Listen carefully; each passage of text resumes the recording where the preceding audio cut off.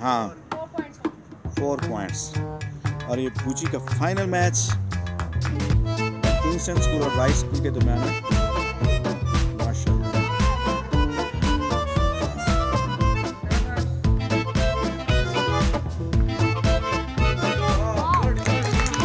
Good.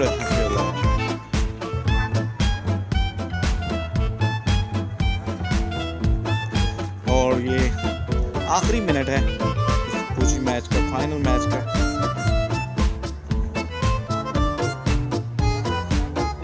Good,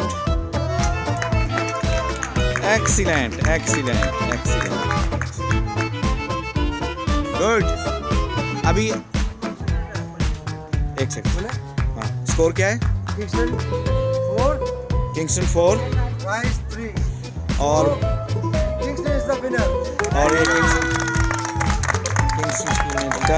और माशाल्लाह rice school ने भी बहुत अच्छा वो किया। राइस स्कूल ने बहुत अच्छा, सर आपने बहुत अच्छा खेला है, लेकिन आपने अच्छा खेला है, बहुत अच्छा खेला है।